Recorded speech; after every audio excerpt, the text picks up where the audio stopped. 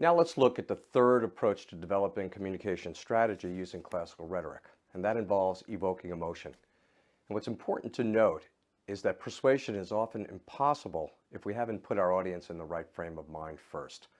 So we could develop communication strategy based on leveraging logic. We could develop messaging that's based on building believability in the message source. But many times, true persuasion is impossible unless we've put our audience in the right frame of mind.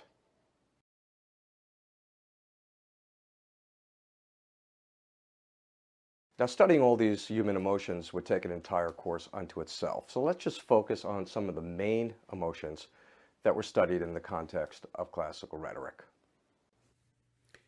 In probably the earliest known study of human psychology, Aristotle identified the basic human emotions that we have to understand before we can arouse them in others.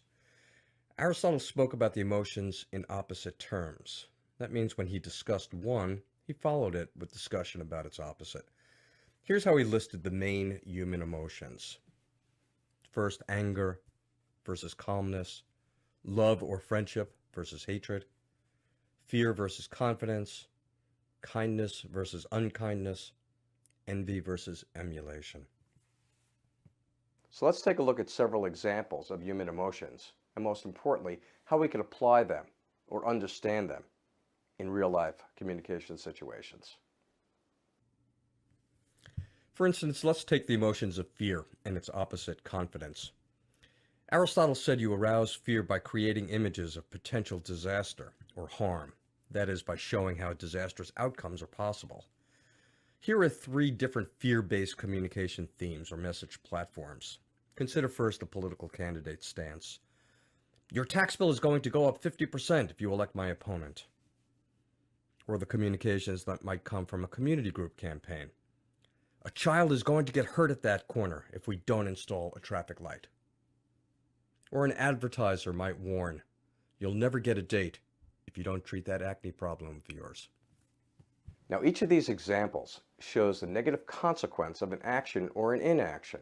So the prospect of a steep tax increase if you vote for the wrong candidate, the potential of a child getting hurt at a dangerous intersection if budgetary dollars do not go to installing a traffic light at that location, or the potential of having a horrible social life if you don't take care of the acne problem.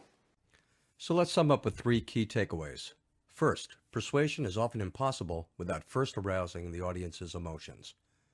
Next, we have to always consider a given human emotion in terms of its opposite. In other words, we may want to initially instill fear, but we ultimately want to leave our audience with a feeling of confidence. And lastly, different communication situations require different emotional appeals. So now we've discussed three main communication strategy approaches using classical rhetoric: building believability, leveraging logic, and evoking emotion.